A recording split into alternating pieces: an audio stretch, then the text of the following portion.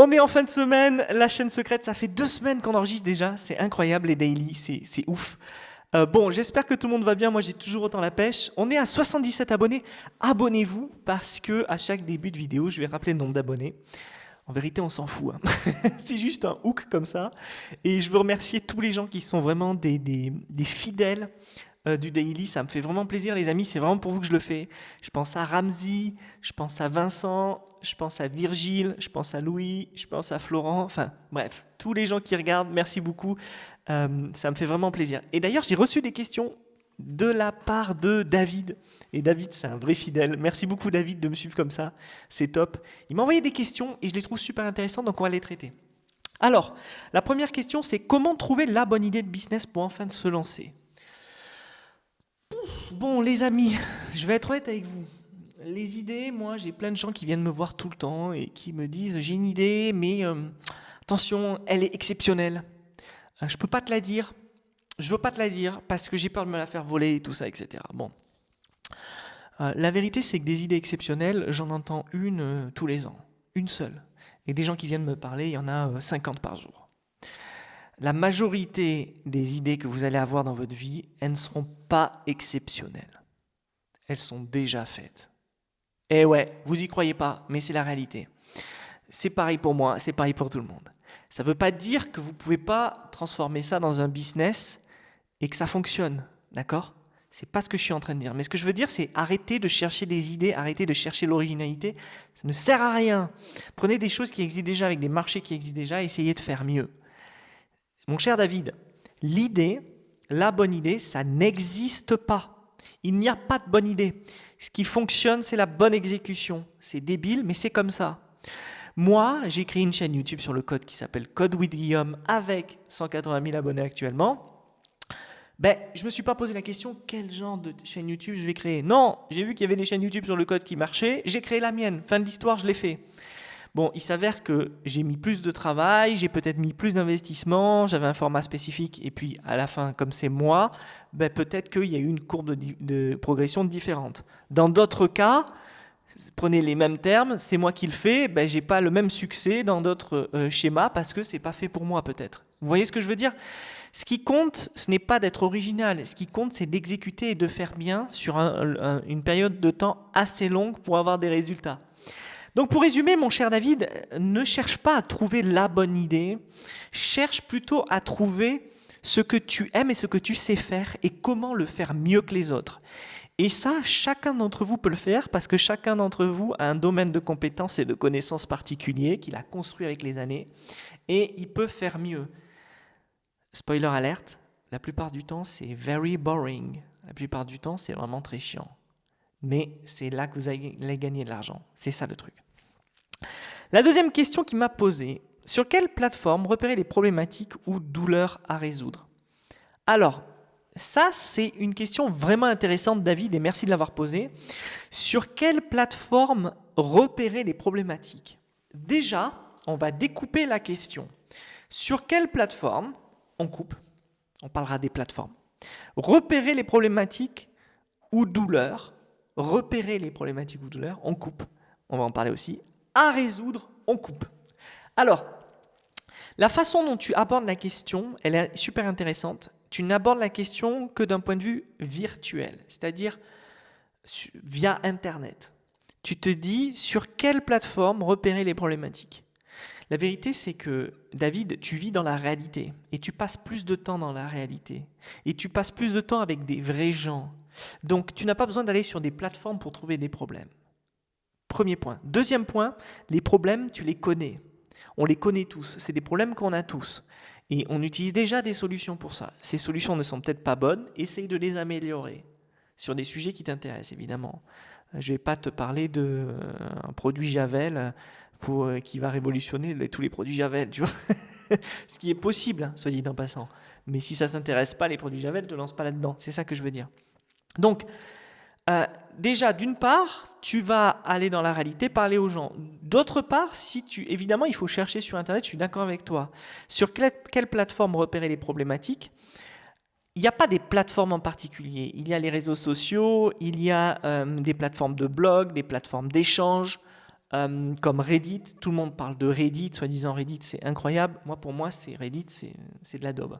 J'ai essayé pendant des années, j'ai lu pendant des années Reddit. Je pense qu'il y a une communauté extrêmement nichée sur Reddit à qui on peut vendre des choses, mais c'est absolument pas des clients. C'est très précis, c'est absolument pas un éventail de clients large qui vous permettra de gagner de l'argent immédiatement.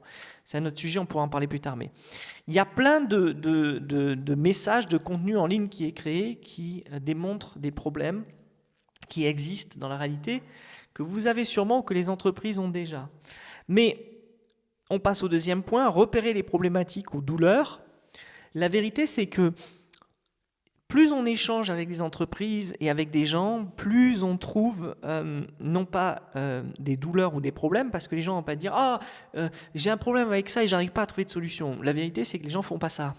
Les gens, quand ils ont un problème, ils vont trouver la solution eux-mêmes. Et ils trouvent une solution qui n'est pas forcément la meilleure. La plupart du temps, c'est jamais la meilleure et jamais la plus adaptée.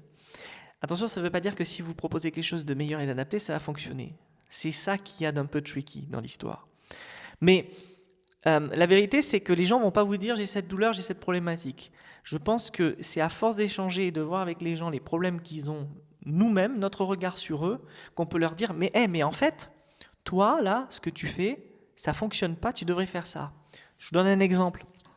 Il n'y a pas longtemps, dans mon bootcamp, j'étais avec un entrepreneur qui, lui, n'a pas de site web, il n'est pas dans le web, c'est quelqu'un de la vraie vie, j'ai envie de dire. Et il me parlait du management de ses équipes. Et à un moment, il m'explique que le matin, il fait une première réunion jusqu'à 8h15, et puis qu'après, de 8h15 à 8h30, ils chargent, et puis ils s'en vont sur site travailler. Et il me disait que cette première réunion, je crois que c'est 7h45, 8h jusqu'à 8h15, un truc comme ça. Cette première réunion, en fait, elle a un effet qui, selon lui, est bénéfique sur l'équipe. Mais la vérité, c'est que en fait, ces employés, ils s'en foutent complètement d'avoir un brief comme ça le matin. Surtout dès le matin, ils arrivent, ils n'ont pas la pêche. Et le patron leur parle. Et en fait, ça leur baisse leur taux d'énergie. Ils n'écoutent pas, ils sont pas là. Eux, ils ont qu'une seule chose. Ils ont envie qu'une seule chose, c'est d'aller faire le boulot immédiatement pour partir le plus vite. Bon, et bien en fait, la réalité, c'est que lui, il pensait que c'était bénéfique, mais ça ne l'était pas pour ses équipes. Et on s'en est rendu compte indirectement. Et c'est comme ça qu'on a résolu le problème. D'accord? C'est la même chose. Bon, des problèmes ou des problématiques ou des douleurs à résoudre, il y en a plein. Voilà. Faut-il savoir les identifier et les regarder. Bon, moi, je suis pas devin, j'essaye pas d'inventer des trucs. Ce que je fais, moi, c'est que je prends des problèmes existants. Voilà. C'est hyper simple, rapide et il y a beaucoup plus d'argent à gagner. Une autre question, et je vois que le temps passe, je pourrais en parler pendant des heures, c'est hyper intéressant, mais où et comment tester son produit pour valider l'intérêt du marché? Bien, où et comment tester son produit pour valider l'intérêt du marché? Moi, personnellement, je vais être honnête avec toi, David, il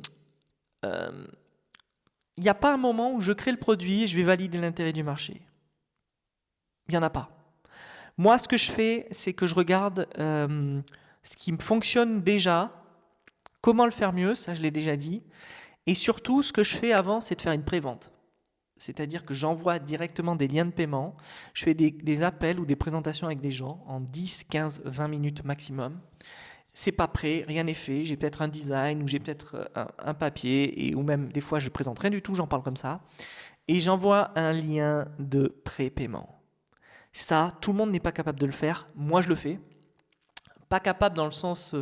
la capacité, la possibilité de le faire, c'est pas ça, c'est que les gens ont des barrières, souvent ils ont un ego, ou alors ils se disent qu'est-ce qu'on va dire de moi et tout ça, etc.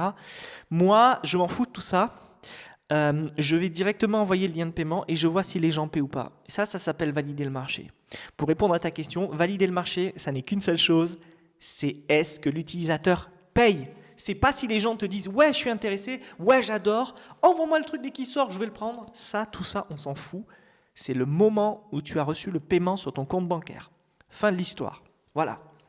Donc, où et comment tester son produit, ou en appelant les gens, en prenant des rendez-vous avec eux, en leur présentant. Comment le tester? En envoyant un lien de paiement. C'est aussi simple que ça. Quelle méthode utilises-tu de ton côté? Je viens de te le dire. Et la dernière question, parce que je vois que le temps file, quelles sont les étapes concrètes pour passer de l'idée à l'action? Là aussi, quelle est ta propre approche? Alors, rapidement, moi, ce que je fais en général, c'est que j'écris mon idée. Alors, c'est pas, j'écris mon idée de départ. Par exemple, je prends un exemple, on va prendre Dub, qui est une boîte pour laquelle je conseille Steven sur le produit et sur l'ensemble de la boîte, de l'approche marketing, on va dire. Ce que je fais, c'est que j'ai une idée de raccourcisseur de lien. Je le mets sur le papier, je me dis qu'est-ce qui existe déjà. Je prends au moins 1 heure, peut-être pas plus, en général 1 heure. Je vais voir tous les produits qui existent le mieux et je me dis en quoi je peux le faire différemment et d'une approche plus sexy. Voilà. Une fois que c'est fait, moi, je sais designer. Donc, potentiellement, je design rapido un mock-up. Donc, un truc d'app. En fait, en gros, ça va faire ça, on va cliquer ça. Et j'estime en combien de temps je peux le faire. J'estime en général que je peux le faire en 3-4 jours maximum. Aujourd'hui, avec l'IA, c'est très simple. Bon, je ne le fais pas. J'estime que je peux le faire et je me dis, est-ce que c'est rentable? Je fais la calcul de la rentabilité. Tout ça, ça se passe en une demi-journée. Une matinée ou une après-midi. Et une fois que c'est fait, si je pense que je peux le faire, c'est très rare. Hein. La plupart du temps, je ne peux jamais le faire. La plupart du temps, je me dis, ça ne vaut pas le coup pour X et Y raison. Bah, direct, je vais faire les appels, je me lance et c'est ça que je fais. Qui c'est que j'appelle? En général, j'essaye d'appeler des clients que j'ai déjà. Ce qui est un peu contre-intuitif parce que les clients que j'ai déjà, ils m'aiment bien, ils vont me dire oui. Mais en appelant les clients que j'ai déjà, s'ils me disent non, c'est que j'ai la validation que ça ne va pas pouvoir se faire. Et en général, un client, il va dire non quand il dit je m'en fous de ton produit. Okay. Ou s'il dit pas non, il va dire peut-être, ça peut m'intéresser, ça veut dire non. Si je lui envoie un lien de paiement et qu'il paye, je suis sûr qu'il va le faire. Donc voilà comment je passe de l'idée à l'action en une demi-journée au plus rapidement et je vois si ça marche dans les 7 prochains jours. Fin de l'histoire. Si ça ne marche pas dans les 7 prochains jours, j'abandonne, je passe à autre chose. Voilà, je vais finir par une dernière question. Et sinon, à ton avis, quel canapé conviendrait le mieux à ton studio? Je ne sais pas encore, mon cher David, mais en tout cas, je vais essayer d'améliorer un petit peu le setup ici. Je suis très très content, les amis, de faire ce daily. Je suis vraiment ravi, quoi. J'adore avoir le contact avec vous. J'adore les commentaires que vous me laissez. Il y a Julien aussi. J'ai lu un commentaire de Julien hier sur mon daily. Je te remercie beaucoup, Julien. Même les gens qui m'envoient des messages privés, c'est pareil. C'est quelque chose que j'aime faire. Vous voyez, si vous pensez que, en me regardant, que je suis à l'aise dans ce que je fais, je vous invite à trouver quelque chose dans lequel vous êtes à l'aise aussi. D'accord? C'est dur de juger si on est à l'aise ou pas. Moi, je vous dis ça parce que c'est le retour que vous me faites tous. Mais je vous invite à trouver un domaine dans lequel vous êtes à l'aise et vous vous sentez bien. Ça, c'est très très important, les amis. C'est ce qui compte le plus. Bon, fin de semaine, on se retrouve lundi. Allez, je vous souhaite un bon week-end, les amis. Ciao.